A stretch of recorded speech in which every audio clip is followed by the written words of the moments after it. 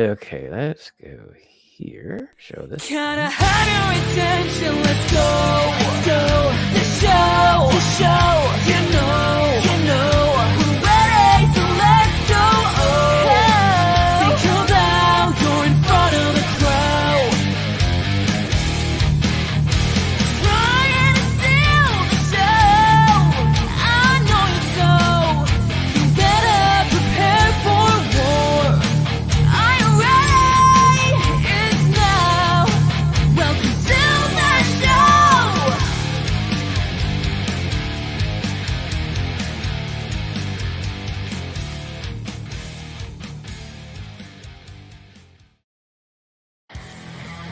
This is Radio Free Pro Wrestling, your home for smart and stunning wrestling debate with lifelong wrestling fans Shawn and Ashlee. Let the debate begin.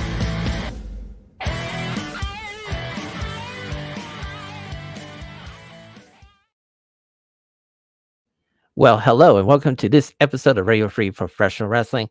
I'm your stunning one, Shawn, and I'm along with my tag team partner, the groovy one, Ashlee. Ashlee, it's been a interesting week of professional wrestling and one heck of a busy weekend because I feel like I watched about 8 shows this weekend. How you doing? I'm doing good. Yeah, a lot of wrestling this week. I still have a few shows to catch up on, as a matter of fact. So that's why we're here. We're here to help you figure out what you should watch, what you can throw into the trash can. So sit back, relax, and let's enjoy this next hour of professional wrestling debate between me and Ashlee.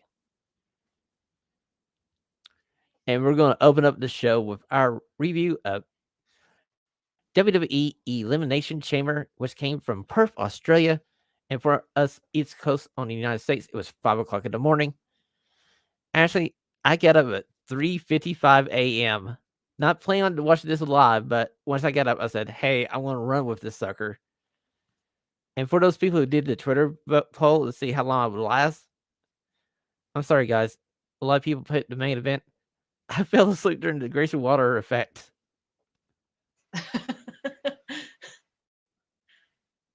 Yeah, I mean, with the 4 matches, they did kind of stretch it out a bit. So You know, it's kind of interesting. They actually had 5 matches. If you watch the pre-show, they had Annie Hartwell, Candice LeRae versus the Kabuki Warriors for the WWE Women's Tag Team titles. That was a fine match. I was happy Andy got on this card since she's from Australia. The crowd really warmed up to her. I was hoping they would flip the titles over to her, that team of Indy and Candice, because I mean, like, what a good way to get some goodwill with this crowd. Like, let the hometown girl get the titles. No, it's like Insane Elbow, Kabuki Waters retained the titles, and we're back to the kickoff show for another 15 minutes or so. yeah, no, great way to start off the show. And kind of like a good night for the women in WWE. 2 really good matches. Well, you know what? They kicked off the show with a proper Elimination Chamber match. It was the Women's Elimination Chamber match. And this was the best match on the card. Now, you can debate whether or not you think Becky Lynch should have been one that won this Elimination Chamber. But the breakout star of this chamber was one Tiffany Stratton. Because I got a feeling if Tiffany Stratton ever wanted to run for any kind of office, she could move to Australia and be the next prime minister. Yeah, no, it shows, like I said, that like, they're building her properly because, like, what a great reaction for her to get. It just entering the match. I thought Bianca Belair looked fantastic, and Becky most certainly deserves the position. You know, you got to look at it. I mean, she spent the last year. Okay, 1 year ago, she started this tag team partnership with Lita heading into last year's WrestleMania. Then she had her feud with Trish. She went down to NXT, actually elevated Tiffany Stratton, had a great match with Lara Valkyria, had an NXT title for a couple of months, elevated that title, came back up to the main roster, and here we are. We're heading into WrestleMania with the biggest match on the women's side they can possibly make. Rhea Ripley versus the man, Becky Lynch. Hey, and who's to say you don't have Becky Lynch win the title? And guess who has some history and is very popular right now and up and coming? Tiffany Stratton. You could certainly run that back in for the women's world title there. You know what? Going into Money in the Bank in June, my odd-on favorite to win Money in the Bank coming up in June is going to be Tiffany Stratton. Go ahead, make the bet, put the money down. I got a feeling about this one. You can see her cashing in on Becky Lynch and like I said, just drawing back on all the stuff they ran through in NXT and kind of having a good feud there, and possibly maybe Becky Lynch helping to crown Tiffany Stratton. Very true. So we move on to our second match of the night. It is for the WWE Tag Team titles, as we've seen the Judgment Day with Dominic Mysterio, who was getting booed out of the stadium. This was the loudest boo I have ever heard for Dominic Mysterio. And they defeated the newly named New Catch Republic, which is Pete Dunne and Tyler Bate. Actually, how do you feel about the New Catch Republic as a name? I think it could fit. I think it might take some getting used to, but I mean, it was a fine match. It was the atypical Judgment Day storyline where Dominic Mysterio would cause the interference. They boot Dominic Mysterio, and Judgment Day won after Damian Priest hit a double, like, South of Heaven on Pete Dunne and Tyler Bate. So we move on to possibly seeing Miz and R-Truth, who was in Austria instead of Australia. He got a little confused. But I got a feeling that's going to be the WrestleMania match. It's going to be Miz and R-Truth, a reunification of Awesome Truth versus the Judgment Day for WrestleMania. And that's going to be one hell of a match. yeah, that could be good. I would love to see. Do you think they have a win? See, there's the thing. You still got Damian Priest with this freaking title from the Money in the Bank. You can cash in. And really, R-Truth has done some amazing work. I kind of want to see R-Truth have the title with Miz. And they can be transitional champions and let Finn go his own way and Damian Priest go his other way. I mean, like, I feel like the Judgment Day has basically done everything they can possibly do with these titles. Yeah, I think I would like to see them go after some singles titles, like have Damian Priest go cash in, and maybe have Finn go after like the U.S. title. Well, it's kind of funny you say the U.S. title because we're going over to the next match. It's the Men's Elimination Chamber match. And it was just a step below the women's. And we did see Drew McIntyre win this match after AJ Styles made it into the ring somehow and laid the lumber to LA Knight with a steel chair. So looks like LA Knight versus AJ Styles for WrestleMania. It also looks like in this match it's going to be Randy Orton versus Logan Paul for the U.S. title at WrestleMania. That should be a fun match as well. Yeah, I was a big fan of Kevin Owens in this match.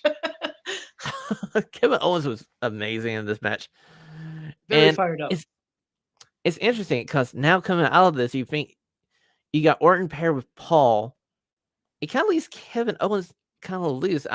Maybe you make it a triple threat with Logan Paul versus Orton and Kevin Owens. That could work. Yeah, especially after that, I could definitely see them doing something like that. But at the end of the day, Drew McIntyre got the win. He's heading off to face Seth Rollins. And I got a feeling this is where Seth Rollins drops that title and goes off and get rehab. Even though during the Grayson Waller Fest at this event, he announced that he's days away from being medically cleared. So maybe Drew doesn't get the win at WrestleMania? I think it would be crazy to not give Drew the win after kind of like all the stuff he's been doing, especially like on social media, like all the calling out and stuff like that, all the kind of talking he's been doing. I kind of would like to see him win the title being in this persona. I do too. I just hope they pull the trigger, let Drew have this title run, let him run it through to like SummerSlam, then you can think about what you want to do for the fall. Let's go to the last match at Elimination Chamber. And it's Rhea Ripley versus Nia Jax. And it was probably Nia Jax's best match to date. but yet Rhea Ripley in her home country retains the title. There's one spot in this match that's kind of crazy. Is the Nia Jax trying to break the announcer table without removing the iPad's video monitors there. She slams Rhea Ripley right onto the monitors. I'm going like, oh my God, you got to remove those things. Yeah, that's gonna hurt. I know there was a lot of like I would say like trepidation like before this match. People were a little worried about kind of like the opponent choice, but like I'm glad it like worked out and the match turned out better than I think people thought going into it. You know what? I got to say, we were some of those people who were kind of worried about this match lasting longer than 5 minutes, and this thing did last longer than 5 minutes, and it was perfectly fine. And I don't know where Nia Jax goes from here, but if they can find the right person that can carry her through a match like a Rhea Ripley, then you can have someone to work there with, especially since The Rock is in WWE now. True. Okay, that wraps up our Elimination Chamber review here on Radio Free Professional Wrestling. We are going over to our stunning 6 questions of the week as we debate 6 of the hottest topics in professional wrestling. Time to ring the bell as Shawn and Ashlee debate 6 stunning questions from the week of wrestling. All the whys. And what the hell was that?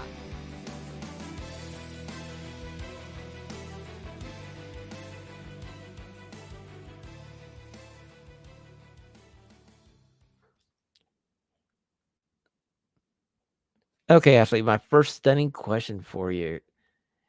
Is New Japan Pro Wrestling making a panic move by placing titles on both Matt Riddle and Nick Nev? If you haven't watched the last 2 shows for New Japan Pro Wrestling, the first night of New Beginnings in Sapporo, we saw Matt Riddle beat Tanahashi for the NJPW TV title in about 8 minutes.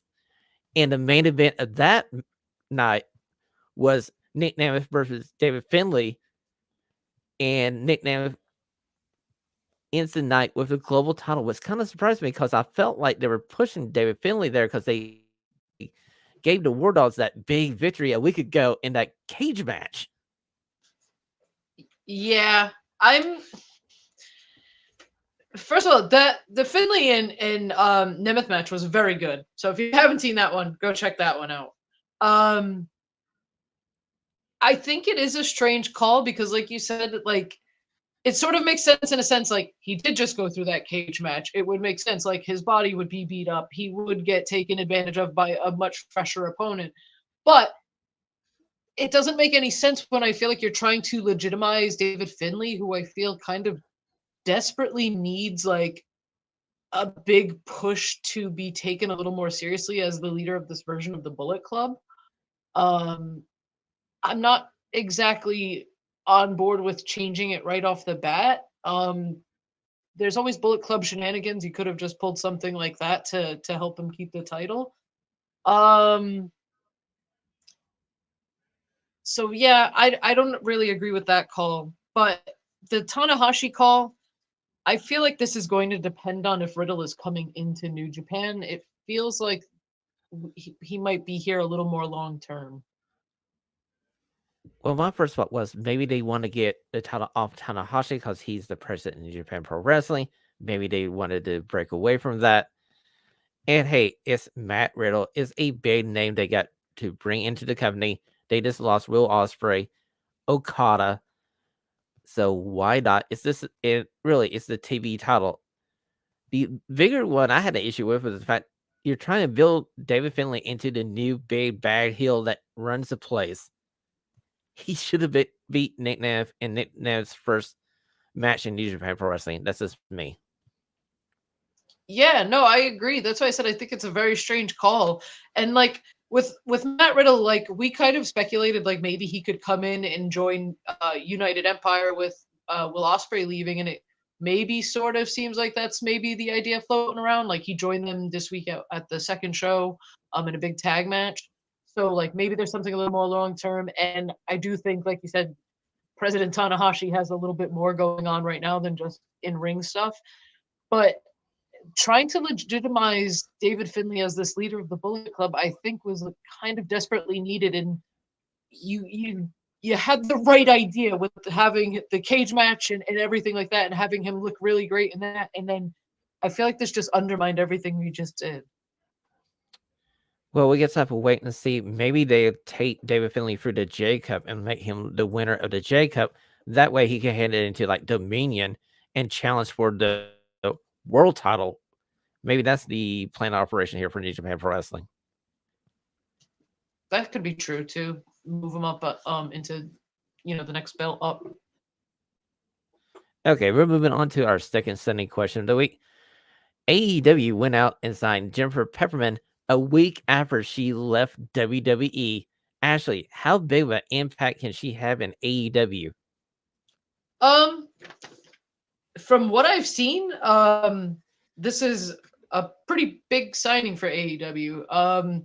She seems to have quite a hand in helping with the women's division, and she's kind of, from what I've seen, being credited with kind of maybe coming in and pushing a focus on the women's division. Plus, I think it might be a great idea for Tony Khan to have a woman in kind of like that position to kind of bounce ideas off of. I kind of feel like this is a trend we've been seeing with Tony for like the last month now. He's been bringing people into the circle to help him out. And having this person on the market, easy to bring into the company with tons of experience. She's spent like the last decade in the WWE. She's a Oscar-winning writer. Hey, why not? I mean, like, this seems to be a slam dunk. We'll just have to wait and see how it turns out on TV. But, more to have somebody with that kind of credibility in the room with Tony, helping him ease the load that he carries, it can't be bad. Exactly. And like I said, I think it's very good for him to have just a woman in that position to also bounce ideas off of, to kind of get like a different perspective. Very true. So we'll just see how this plays out in the weeks that come on AEW TV. Speaking of AEW, we'll go over to the third stunning question of the week. If you didn't notice on Twitter, Jerry Lynn made a repost of a Sean Ross Sapp story where he was talking about Heyman Adam Page injury being a storyline that and Heyman was okay, and Jerry Lynn was kind of taking issues with that. So my question to you is, Ashley, can AEW use these type of storylines when they were a company that was built with the support of smart wrestling fans? I feel like yes, because I feel like even now people know, I feel like it's not really going to affect anything. I feel like everyone's still kind of invested in everything that's going on with Swerve and Hangman and Joe. It does kind of suck though, knowing that it was supposed to be like a surprise and like a cliffhanger and something to be revealed in the next week, and it is ruined by kind of these reporters putting everything out there to kind of update everybody. Well, you sent me over like a message, not the story, but a message after that match went off the air, going like, "Hey, do you think Hangman Adam Page is hurt?" And I went back and rewatched that match, and I thought he entered his back off that superplex spot. I thought that was what you were going to talk about. It was later on when I saw him laying by the guardrail, the shooting away the camera guy, going like, "Don't shoot me." I thought he was holding his ankle, so I thought, okay, he rolled his ankle. So I think we were all just putting one and one together, getting two. So personally, I feel like there's ways you can do this. I think what they should have done was basically have Tony Schiavone go off the air saying like, "Hey, we're going to keep the cameras rolling. We're at this point where we're running out of time. We're hitting that hard out for TBS or TNT, and we'll show you the stuff on Collision." And then you open up Collision with, "Hey, after the fact that Heyman Adam Page is good to go, he'll be there for Revolution."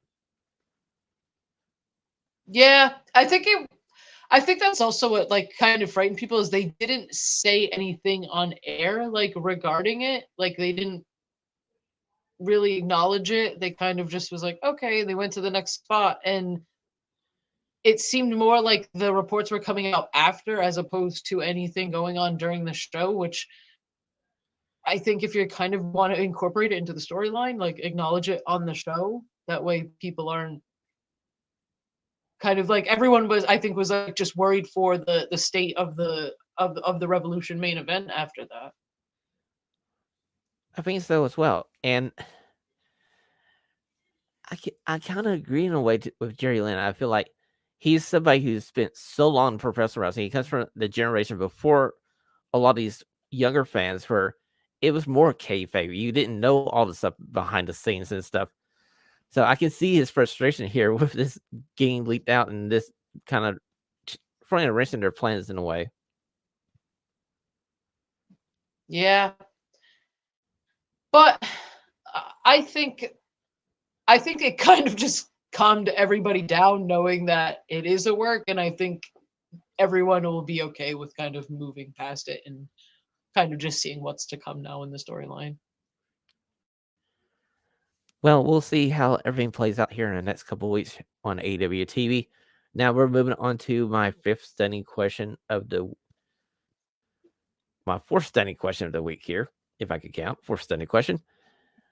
Who during their respective interviews, who handled the Vince question better? Was it John Cena or Randy Orton? Now, if you don't know, John Cena was on Howard Stern's radio show, and he had a lengthy statement about this Vince McMahon sex trafficking case coming up, and it seemed to be really PR friendly, and he didn't really take Vince McMahon to task. While Randy Orton had an interview with Sports Illustrated where I felt personally Randy Orton had a better take on it. He's like, "Hey, I have seen everything you've seen, and it's messed up." How do you feel, Ashley? I feel like you do. I feel like Randy definitely gave more of what you would expect in this sort of situation. It's sort of acknowledging like, yes, I know Vince McMahon and I have a relationship with Vince McMahon, but this whatever this is not okay. Where like John Cena's response of just saying like he loves him despite his faults was kind of just a very weird statement.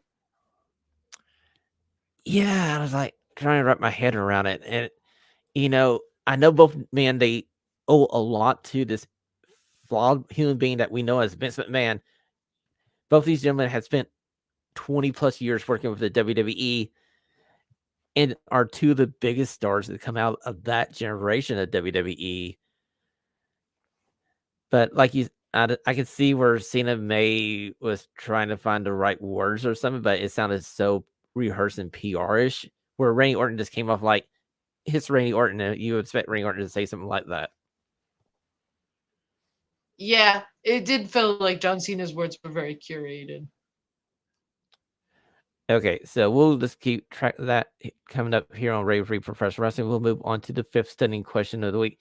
And this one comes out of Elimination Chamber because there's a lot of Liv Morgan fans going like, hey, Liv Morgan should have had this victory instead of Becky Lynch. So my question to you, Ashley, is Liv Morgan on the same level as Becky Lynch? And has Becky Lynch been overpushed? I think like in terms of popularity, yes. And I think she's a lot improved in the ring over the past couple of years. So I just don't know if she's kind of like naturally on the same level as Becky Lynch, but I don't think Becky Lynch is over pushed either, especially in the last like year or so. Okay, so my feeling is Liv came back at Royal Rumble. They already had this plan for Becky versus Rhea at WrestleMania already set. There's time for us to get to this Liv Morgan and Rhea Ripley revenge tour. I feel like that's going to be the story coming out of WrestleMania. And I'll go ahead. I'll lay it down right here, right now. Rhea Ripley will beat Becky Lynch at WrestleMania to retain this title. Now, you could have Liv Morgan beat her at SummerSlam for this title to give Liv Morgan a run during the fall and get that story told of her getting revenge for the person who put her out for like 9 months. Yeah, I could see something like that. She's super popular and super over with the fans, so I don't see why they wouldn't push her. She's been champion before, and I could definitely see them putting her in that spot, especially like something like that would certainly make sense. And Liv Morgan had a fine showing at Elimination Chamber. She had a couple eliminations. She eliminated Bianca Belair. Who looked fantastic during that match. And she also eliminated Tiffany Stratton, and that I thought might turn a little heel to this Australian crowd. Okay, so we're moving on to my final stunning question of the week. And this comes from a match that happened a week before on Sunday. If you remember, Ashley, I was telling you when we were leaving the show, I was going to go watch this match. It's Michael Oku versus Will Ospreay for the Red Pole heavyweight title. This match is 47 minutes of pure perfection. It is my new match of the year, and we're in the last week of February 2024. But I'm saying right now, this is my match of the year. So, Ashley, do you believe this could be the match of the year?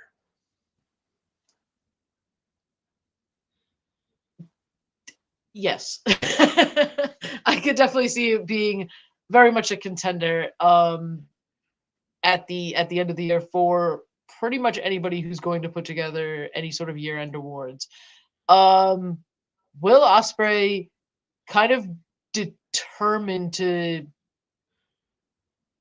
I like just continue this insane year he had in 2023, and I'm so excited to see him come into AEW. Okay, so this match starts out with Will Ospreay holding a sword. Michael Oku walks up to the sword, puts his neck against the sword. And the first offensive move of the match is Will Ospreay chopping Michael Oku. And Michael Oku just walks off to the side like Samoa Joe and just brushes it off. And the look on Will Ospreay's face is priceless.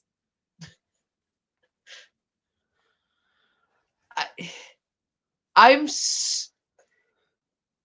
this kind of like storyline they've had going and like the back and forth they've had going kind of leading up to this has been great. And like what a payoff, and like to give this like rub in the spotlight to Michael Oku from Will Ospreay. Like this kid is going to he's going to be like a king in for British wrestling for the foreseeable future. Okay, so let me give you some backstory to this match. 2 years ago, they had their first meeting. Michael Oku lost it in his mind when he missed his frog splash, and then Will Ospreay took the offense and basically beat this guy to a bloody pulp in front of Michael Oku's family. And he kept the towel from that match. And at the start of this match, he tosses the towel over to Amira, who is the manager of Michael Oku. And one of the 3 ways this match could end is with Amira throwing the towel in. So you have that story going on. The other part of the story is Michael Oku repeating the same frog splash, missing it the first time, but he lands on his feet, goes into a different move, comes back to it, hits the frog splash. It starts the beginning of the end of the match, and he gives Will Ospreay 3 hidden blades of his own and picks him up from a pin to hit another hidden blade.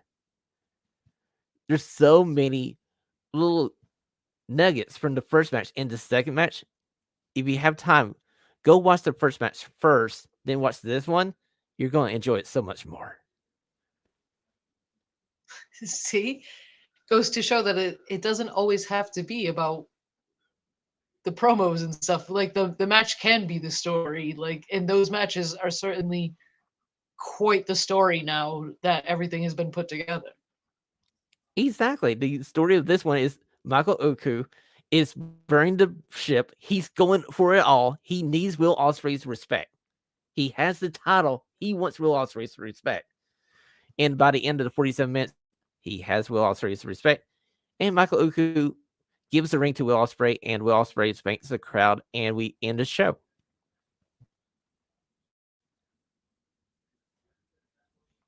Like I said, he's going to be just on top of the British professional wrestling world now for the just as long as he wants to be. Well, I feel like British Pro Wrestling is in good hands with this guy because Michael Uku, he may be a generational talent, and somehow, some way, Britain has landed with back-to-back generational talents. They've been giving us some really great ones over the past couple of years, so. Okay, so that's going to end our Stunning 6 questions for this week on Radio Free Professional Wrestling. We are heading over to the Control Center to catch you up on the week in professional wrestling news. This is your Radio Free Pro Wrestling Control Center. All the wrestling news you need to know.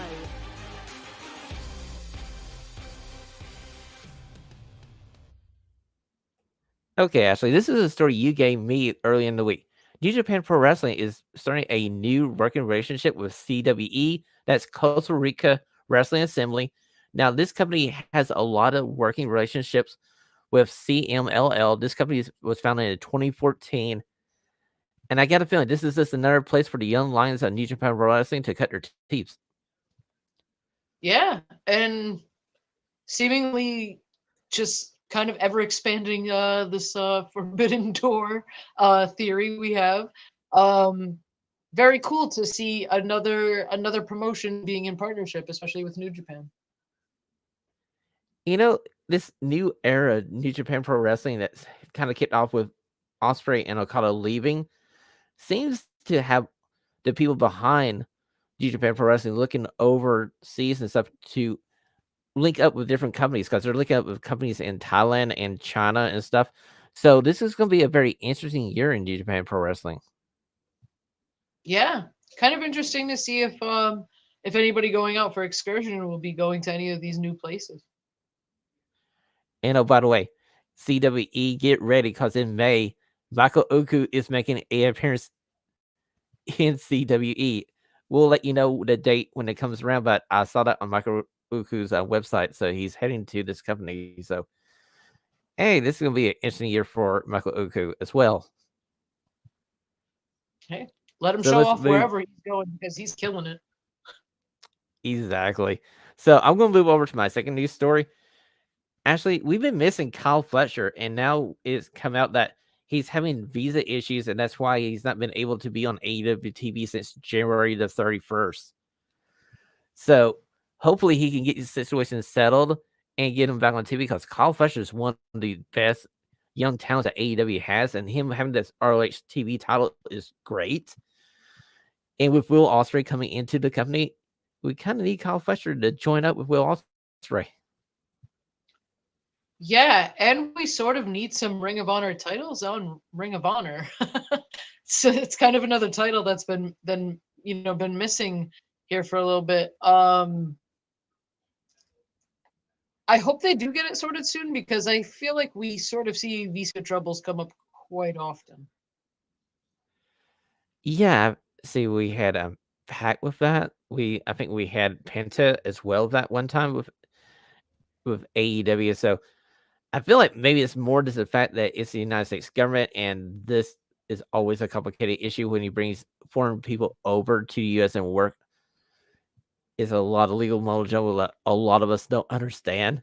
So hopefully they can get it settled because I love to see Kyle Fletcher back in AEW. Yeah, absolutely. Especially kind of with the kind of unexpected match between Will Hobbs and Sammy Guevara this week. I'd sort of love to see Sammy Guevara take on the rest of the Don Callis family, Kyle Fletcher included. Oh yes, I guarantee you that this Will Hobbs match versus Sammy Guevara is going to be in the top 5 matches this week later on in the show. So allow me to go to the next news story as we have TNA talent wanted Anthem to meet with Scott D'Amore and other TNA backstage employees before their No Surrender pay-per-view this past weekend.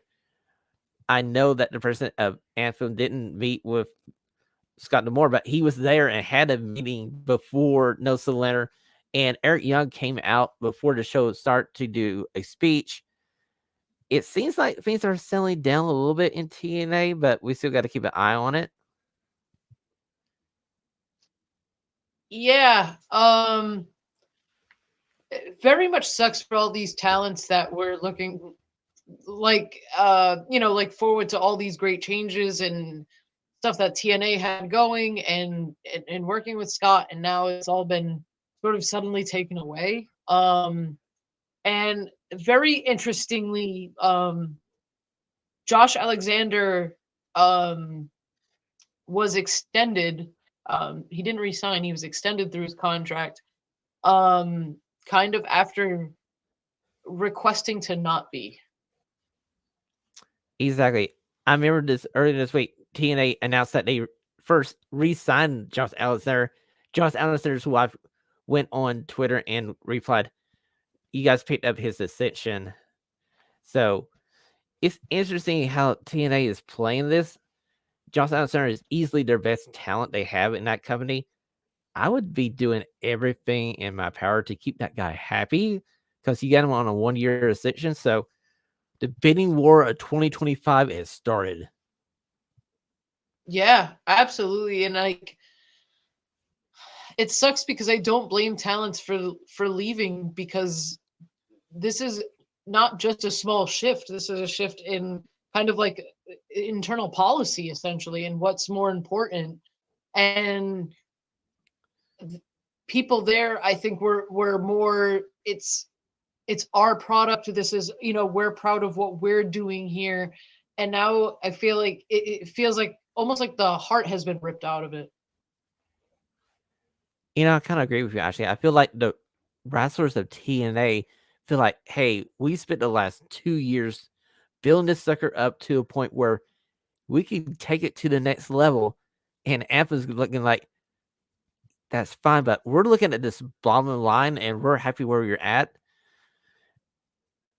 And, I'm going to make a bold statement here. I feel like Anthem by the end of 2024, maybe midway through 2025, may just decide, you know what, we're just happy with the TNA library, and they may not have anything to do with Impact Wrestling. They may just shut down the total Impact Wrestling company as we see it now and just do the tapes where they just have, oh, we'll just put on some greatest matches on Thursday night for 2 hours.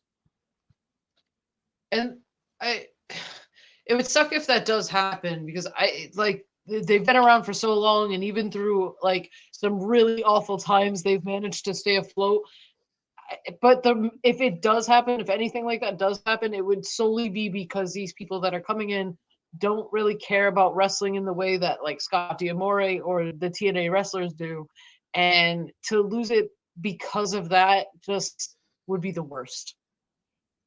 Yeah, my heart goes out to all the wrestlers who've spent a lot of years putting into work to get this TNA wrestling back to a level where it was before the Hogan and Eric Bischoff era. I truly hope that that if they're not familiar with wrestling, they can at least understand that it can be something, especially with the trajectory that Scott D'Amore had them on. It could have been something for them. And it feels like to take away the person that could have shown them how much it could have been worth really is going to hurt the product. Well, we get to see the new era of TNA wrestling as this coming up Thursday is the first set of shows from the tapings the day after No Surrender. So we'll just have to see and tell you guys next week on Radio Free Professional Wrestling. I'm moving on to my next news story as one good thing came out of No Surrender, and that's Mustafa Ali captures the TNA X Division title from Chris Sabin in one hell of a main event. So here we are. We got Mustafa Ali doing his world tour. Now he's just belt collecting as well. Yeah, no, I think it's well deserved. This guy has been kind of all over and just having great matches in pretty much every promotion he's been in. True. And it's kind of crazy to think that Nick Nev and Mustafa Ali both lead the WWE and they now are champions of different promotions. Yeah, and they both had like great matches for the titles. Like I said, the Nemeth and Finley match was very good, and excuse me, Sabin and Ali was fantastic. Exactly. If you haven't seen the Sabin versus Mustafa Ali match, go out and watch this match because it was interesting. It was a good match. I can't wait to see what Mustafa Ali does with TNA and the S Division title. There's a lot of good talent there for him to wrestle.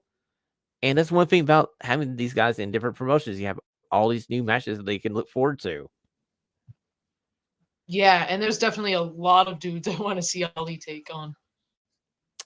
Yes, this Mustafa Ali World Tour. I'm right here with it. We're on the bandwagon. I think you're driving it, but I'm here too. So we're moving on to my next news. We're moving on to my next news story of the week. You gave this to me this right before we on air tonight. According to a Tokyo Sports news story, Okada is leading New Japan Pro Wrestling with no intention to come back. Ashley, do you see the Rainmaker never stepping foot back in New Japan Pro Wrestling? I have no idea because even watching the shows this weekend, on commentary, they were like, "Oh, this is Okada's final match in New Japan for the foreseeable future," and like we all know that like if he does actually end up 100% signing with AEW, that the option would always be there to have matches again in New Japan. But this quote makes it seem like Okada does not want that. It's interesting because I watched both matches over the weekend before you gave me this story, and I'm gonna link this story in the notes for the podcast and here on YouTube underneath the description here when I put the video version of the podcast later on Monday. You'll have all the news stories right there for you to read. And it seems like it go against what I saw Okada's reaction was at the end of the show, because at the end of the second night, Naito brings him into the ring and they kind of goof around in the ring for a minute and they kind of have a laugh and a hug. And Okada kind of seemed emotional as he was leaving the ring. I felt like, yeah, is this guy that might come back in a year or two? He just needs to go somewhere else, do some matches, face some new opponents. But his heart is New Japan Pro Wrestling. Yeah. I did love that little spot too at the end. I think I said this is like reading that quote kind of threw me off because even if Okada had gone to or ended up in WWE, I would still think at the end of it he would go back to New Japan for like one final run. I would too. You think he would want to end his wrestling career there where he started. We'll have to keep an eye out and see how the story plays out because we're in the beginning stages of this.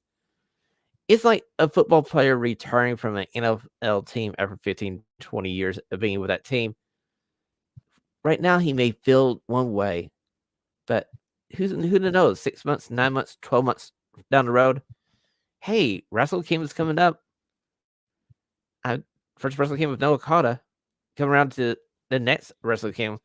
Okada might go like, hey, do you want me to come over and do a special return match? Right. And what do we say? Never say never. Exactly. In wrestling, you never say never. So this is going to end our control center here on Radio Free Professional Wrestling for February the 25th, 2024. Ashley, it's our favorite segment of the week. It's mine and yours. Top 5 matches of the week.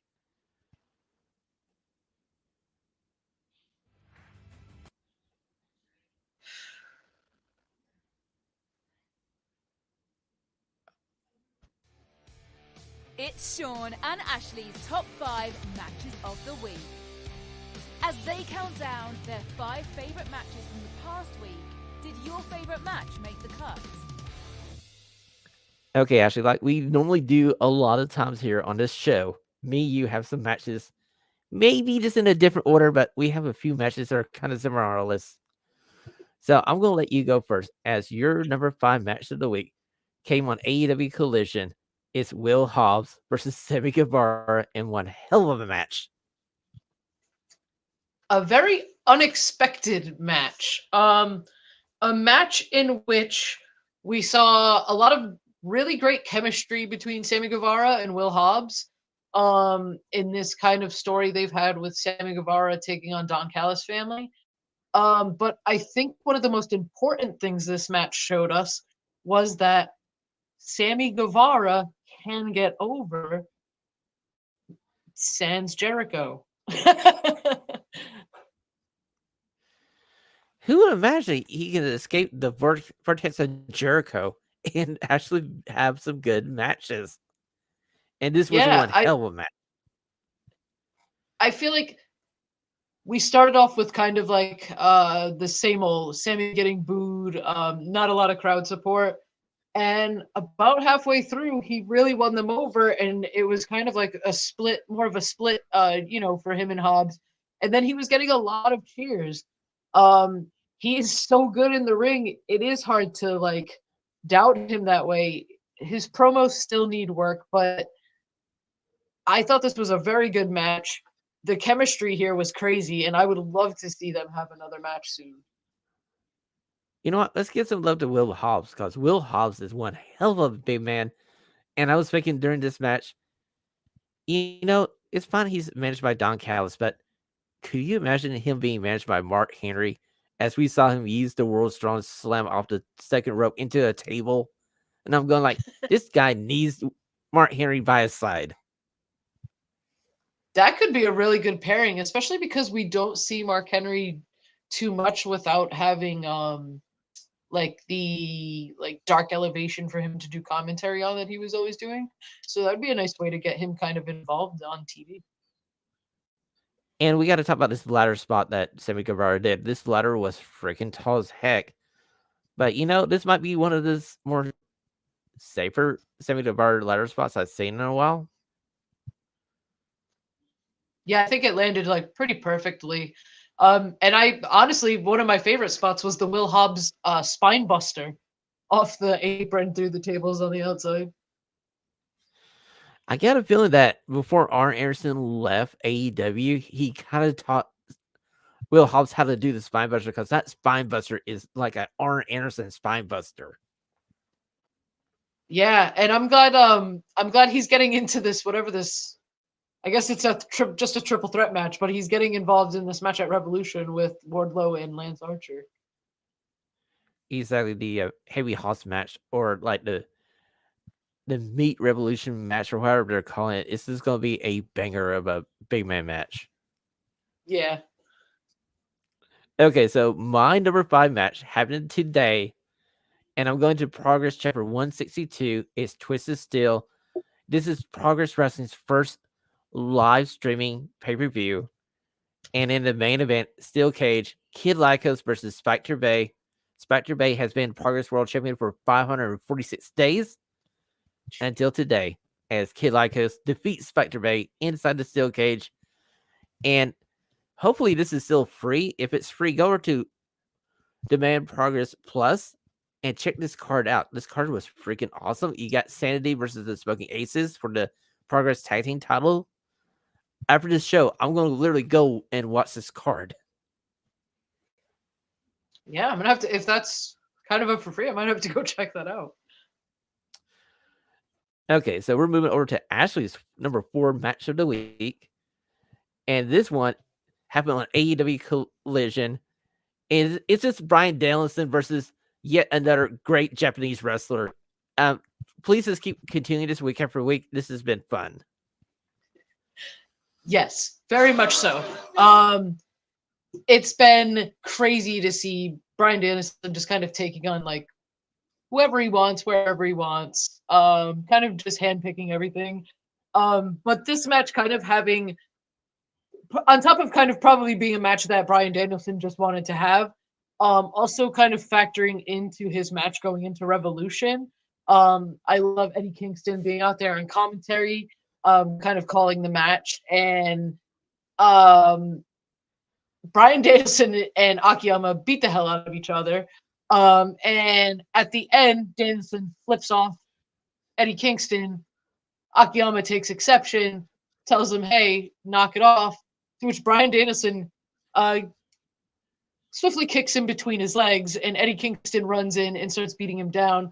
kind of leading into another fight, leading into all sorts of run-ins and a breakdown of sorts. And I'm very excited for this trios match it's set up. But I honestly, I think Danielson and Kingston might be one of my most anticipated matches on the Revolution card. Well, first, Wednesday night on Dynamite, it's the Blackpool Combat Club versus FTR and Eddie Kingston. So there's that one first. That's going to be a heck of a match. And just like you said, at Revolution, it's the American Dragon versus Eddie Kingston. And if Eddie Kingston beats the American Dragon, Brian Danielson has to shake the hand at Eddie Kingston. And after this episode of Collision, I can't wait for Eddie Kingston to win this and Brian Danielson to be disgusted having to shake the guy's hand. I love his dynamic is that he is pretty much a beloved babyface against every single other person, but Eddie Kingston, he is just one of the worst heels. And of course, we can't not mention the fact that Nigel McGuinness, yet again, down there preaching to anybody who will listen that Brian Danielson is not the greatest wrestler in the world. Sorry, Nigel. I think differently. Okay, so we'll move over to my number 4 match of the week. It comes from the first night of the New Japan New Beginning in Sapporo. It's the New Japan Pro Wrestling Global title match. Nick Nemeth versus David Finlay was one hell of a match. Even though I kind of not sure about the outcome with flipping the title over to Nick Nemeth, but this was a fine professional main event. Yeah, no, very good, and one of the best matches on the card. I agree with the ending though. I'm still not sure about taking the title off Finlay so soon, but it's a tough call because Nick Nemeth is so good. He is. And you know what? After sitting through 2 House of Torture matches to get to this one, it was well worth it, okay? Such a reprieve. The House of Torture match is absolutely just what a wet towel on those cards. Oh, just imagine you waking up and that's the first thing you see is the count out victory for the junior heavyweight title. Then, oh, by the way, hey, never open title. Here's Evil. And you're going like, yeah, Evil's going to drop this belt. Oh, no. They got to push Evil. Just the like 7-minute interference spot at the end of that match. I was like, I can't do it anymore. The lights go out. Every single member of House of Torture is out there. Like, this is a symptom of this, like, that babyface stuff we talk about sometimes about like babyface not having any friends, or like it doesn't even make sense. They've had friends that were there that have helped and they didn't help this time around. I don't know. Just one of those matches. True. Well, let's go over to your number 3 match of the week as it comes from AEW Dynamite. It opened up AEW Dynamite. And we're talking about the 20-minute draw between FTR and the Blackpool Combat Club being John Moxley and Claudio Castagnoli. One hell of a match. And you knew it was going to time limit draw because they eventually mentioned, hey, 15 minutes done, 5 minutes left. That is the one thing I do want to preface this with. AEW, stop making it so obvious when you're going to do a time limit draw. If every match has a time limit, acknowledge the time limit in every single match. You're making it way too obvious as to when it's going to happen if you're only acknowledging it in those matches. But otherwise, pretty much as expected, it's FTR, it's Blackpool Combat Club. They beat the hell out of each other to the draw, and we have a couple of more matches with them running it back, so I'm pretty excited. True. This was a heck of a match, and the fact that the crowd was chanting 5 more minutes, and they didn't get 5 more minutes, but hey, they just literally brawled back up from the backstage area, and eventually they got the match added to Revolution, so hey, it's a win-win. So let's go over to my number 3 match of the week. Now I'm going to the second night of New Beginning in Sapporo. It's hair versus hair. Yota Tanahashi, Yamura This was a 30-minute time limit hair versus hair match, and literally going into minute 20, you're thinking this might be a time limit draw as well. You're wondering what was going to happen.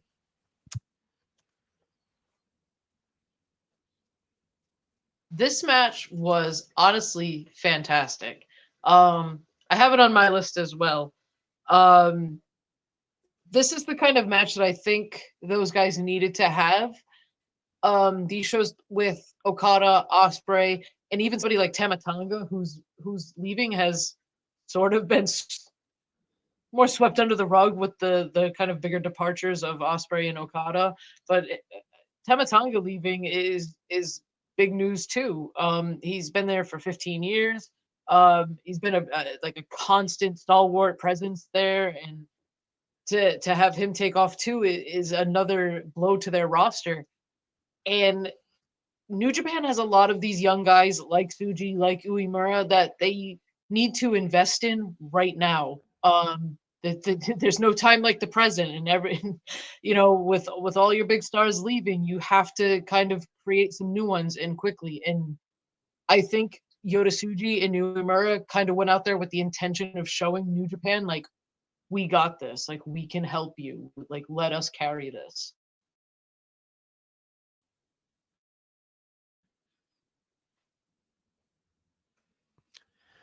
And goodbye to Okada, and you're wondering what's going to be the next thing for New Japan Pro Wrestling.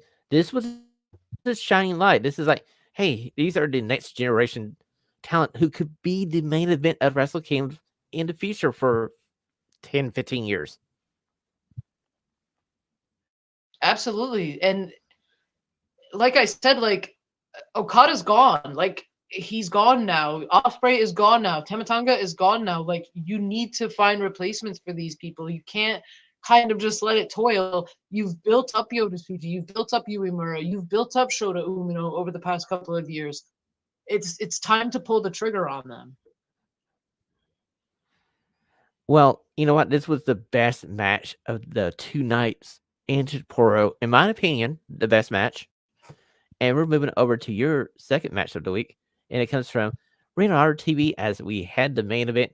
It's Athena versus Nyla Rose. Best 2 out of 3 tables.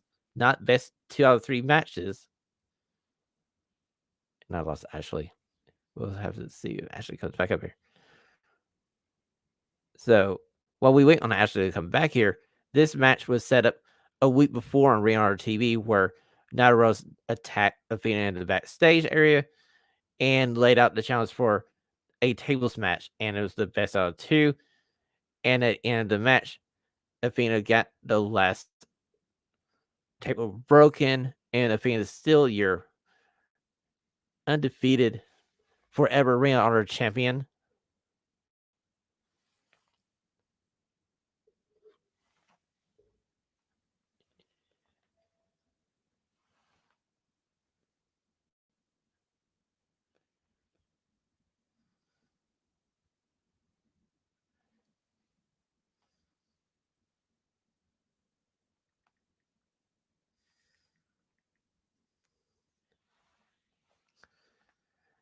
Okay, so let's go on to my number 2 match of the week. My number 2 match is the Blackpool Combat Club versus FTR. And like I said before, it was one hell of a match. And I feel like going into Revolution, we are going to have one heck of a match between these 2 tag teams. And Ashley is back, and we're going to bring her back on stage. And hello, how you doing? Hello, sorry about that. Well, you know what? I feel like Nyla Rose kind of decided that you were going to say some bad things about your number 2 match of the week, and she decided to pull the plug on this operation. So let me go back here. Number 2 match of the week for Ashley. It's Athena versus Nyla Rose. Best 2 out of 3 tables match. No, these two had kind of this like storyline going past weeks. Nyla Rose been. It's nice to see her finally have like a spot, and as they really use AEW television, so to kind of have a spot where you can kind of see her personality. She's hilarious, especially as a heel. So I love seeing her come in and kind of a foil to this kind of now more of a babyface Athena. And this match was so good. They went out there and killed it. The women had quite a night on Ring of Honor this week. Yes, they did. And the continuation of the TV title tournament. Yes. The Red Velvet match, especially to me, was a standout. It was. And also the fact that Tyler Valkyrie has advanced. And now she will be facing Queen Aniana next week on the show.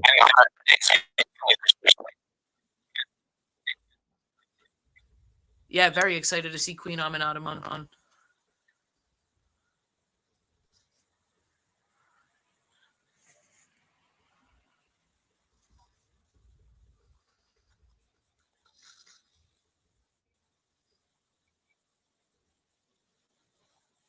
Okay, we're gonna go back to. Well, I already said my number 2 match was FTR versus BBC. So, Ashley, your number 1 match was actually the hair versus hair match.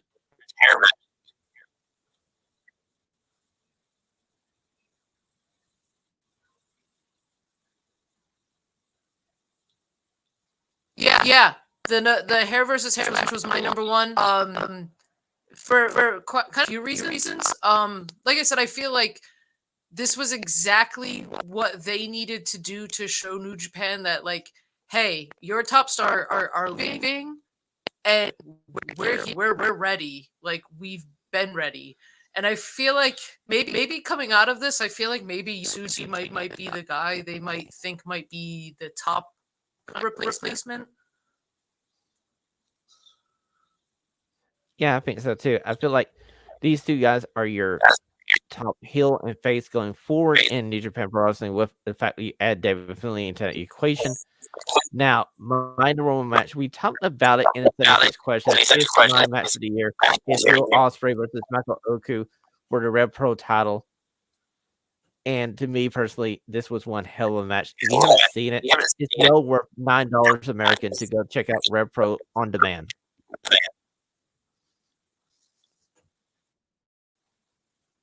Very, very good. Okay, so that's going to be mine and Ashley's top 5 matches of the week.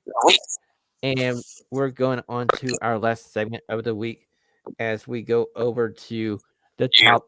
We'll go over to preview AEW Revolution. And Ashley, there's no better place to start than my favorite match on the card. It's those no good EVPs versus Sting and Darby Allin for the AEW tag team titles. Ashley, do the EVPs leave Greensboro with the tag team titles? I don't know. I think they do. They pull off some like dastardly, shenanigans. But I wouldn't put it past Sting to go out with a win, especially kind of he found out he's kind of had some personal stuff going on over the past few weeks, so that he's been dealing with, which is kind of unfortunate. So, like, all the best to Sting, and it sucks that he's got this run, his retirement coming up, and kind of just hit with a blast of bad news there. Exactly. Thoughts and prayers go out to Sting because he let us know Wednesday on Dynamite during that amazing promo he had that his father passed away about a week ago. And honestly, that was one of the most powerful promos I have heard from Sting in forever. And now I kind of hope that they let them defeat the Young Bucks and Darby gets a new partner, or Darby vacates the titles and you have a tag team title tournament after Sting leaves. Yeah, I mean, certainly I think I would kind of prefer that. And then you could have the Bucks kind of just plow through a bunch of tag teams to regain the titles. True. Okay, so we'll move on to the International Championship as we have Orange Cassidy versus Roderick Strong. Does Roderick Strong beat Orange Cassidy? Is this the end of the Orange Cassidy era of the International title?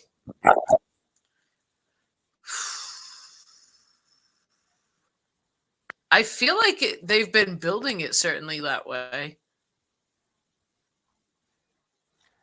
They have on TV, and if you saw the last match where it was Mike Bennett versus Orange Cassidy for the international title, it was just another opportunity for Roddy's boys to beat him down a little bit. So I got a feeling you need to pull the trigger here because this Undisputed Kingdom needs some gold in this group besides the ROH tag team titles. Either that or I don't know if maybe somebody comes back to like help Orange Cassidy kind of get the win, because Orange Cassidy does kind of tend to like sneak out these fights you think he's going to lose. So I don't know if maybe he gets some help from like maybe Chuck Taylor finally returning or something. It's a possibility. We'll just have to wait and see. Let's move on to the AEW Women's World Championship match. It's Deonna Purrazzo versus Timeless Toni Storm. I get a feeling that you're going to go with Timeless Toni Storm. Am I correct, Ashley? Yeah, but that's because that's what I want it to be. This is one of my favorite builds over the past couple of weeks. The face-offs, the face-off segment they had this past week on Dynamite was so cool. It was unreal. Like the camera shot of Luther carrying Toni Storm and walking over to Deonna Purrazzo, to it kind of doing a split screen between the black and white and the color, and them having a face-off. That was so cool, and I'm so excited for this match. And I'm picking Toni. I can't see them taking the title off of Toni Storm just yet because this thing hasn't died off yet. It's still going. Fans react to it. And normally I would say, hey, Deonna Purrazzo's coming on. Deonna Purrazzo, it would be the person I would give a title after Toni Storm. Maybe this is the beginning, and somehow, some way, Mariah May gets in here and causes Deonna the match, and we get a rematch at Double or Nothing. I could definitely see Mariah May playing a part in this. She also had a fantastic match this week, so just another woman killing it. Okay, so let's move on to the match we already talked about this a little bit. Bryan Danielson versus Eddie Kingston. We both believe Eddie Kingston is going to get that handshake, do we not? Yeah, I think Eddie gets the win. And here's another match that we loved talking about for like the last 2 weeks now. It's Will Ospreay versus Katesha. This is Katesha's biggest match to date. Do you give Katesha the win over Will Ospreay? I don't know. They both have victories over Kenny Omega, which is kind of like one of their biggest rivals. So I don't know how Takeshita win an Ospreay first official contracted AEW match. It's going to be interesting. I feel like they're going to give the victory to Will Ospreay, and Katesha will be okay. Both these guys are inside the Don Callis family, so I feel like they're not ready to boot Ospreay out of that family yet. Honestly, I don't feel Ospreay should be in that family for one, but we're still in this situation. It's another reason I need like Kyle Fletcher to get sorted out, because that'll be an interesting dynamic. Okay, so let's go over to Meat Madness match. That's Powerhouse Hobbs, Lance Archer, and Wardlow.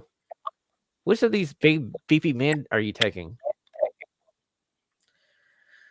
I feel like this is going to be a Wardlow match.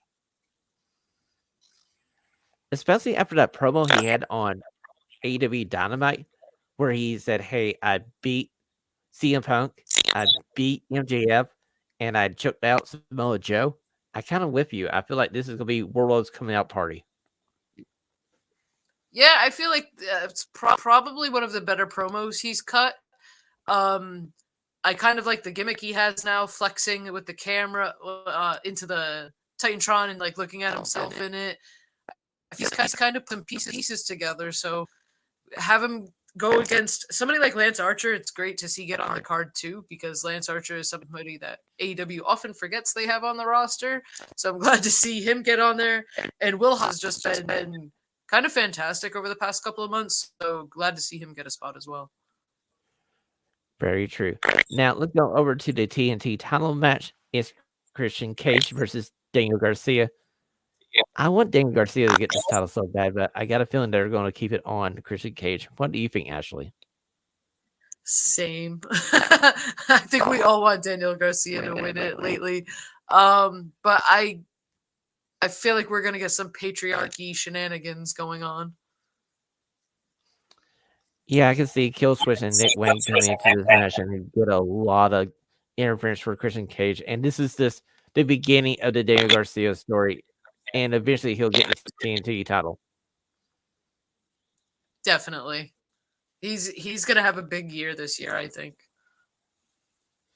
Okay, let's go over to FTR versus Blackpool Combat Club, John Moxley and Claudio Castagnoli. Hopefully this one has no time limit and we don't get a freaking draw. I want to say I don't FTR think gets a victory here. Yeah, no, we need a decisive victory here. Actually, after the time limit draw this past week, people want to see it. They wanted 5 more minutes this past week, and you can't have no decisive winner at the pay-per-view. Very true. Last match of the night is the AEW World Title match: Heyman Adam Page versus Swerve Strickland versus Samoa Joe for the AEW World Title. Ashley, does Samoa Joe walk out a Revolution champion? I think he does. I feel like Hangman and Swerve's personal rivalry is going to kind of get in the way of opportunity this time around. I'm very curious to see what this angle is now with Hangman Page. Supposedly seemingly accurate. I'm wondering if they're going to have him try to sort of like weasel something into Revolution with this new knowledge. So I'm curious to see where it's going this week. A couple weeks ago we were talking about this, and we were thinking like Swerve Strickland and Page are going to cost each other this match, and Samoa Joe is going to be more than happy to take advantage of that. I feel like we're heading to Swerve Strickland versus Samoa Joe at Double or Nothing, and Samoa Joe is going to walk out of Greensboro as the champion.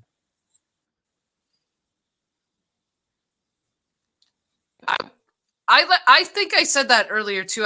I want them to. I want there to be kind of like a longer build up for Swerve to be this baby face to get the win if we're gonna like completely turn him baby face, because the pop that he'll get, especially if he beats somebody like Samoa Joe one-on-one, would be insane. Okay, would you rather have it at AEW All In London, or would you want it at All Out later in the year? Ooh. I mean, All In would be crazy. I mean, he already performed there last year, and he knows how of an event it is. It would be AEW's biggest show of the year, and I could see that might be the main event of that match or card. All of a main event. Well, that has been your AEW Revolution preview here on Radio Free for Professional Wrestling.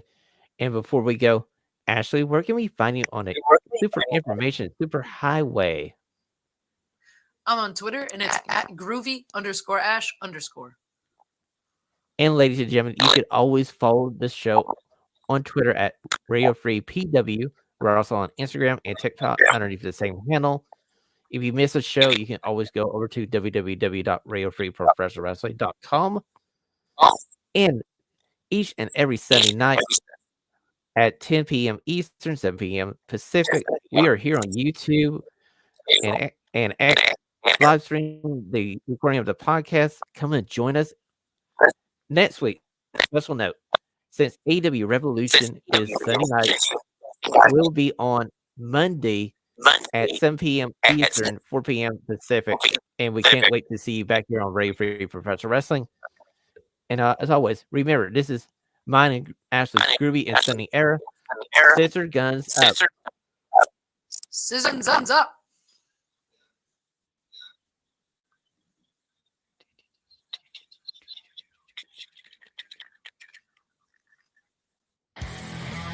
This is Radio Free Pro Wrestling, your home for smart and stunning wrestling debates with lifelong wrestling fans Shawn and Ashlee. Let the debate begin. Christina here. On behalf of the guys, thanks for listening. Like the show? Do us a favor and share it with a friend. Have a stunning question? Email it to the show at radiofreeprowrestling@gmail.com. Until next time, this has been Radio Free Pro Wrestling. Stay stunningly.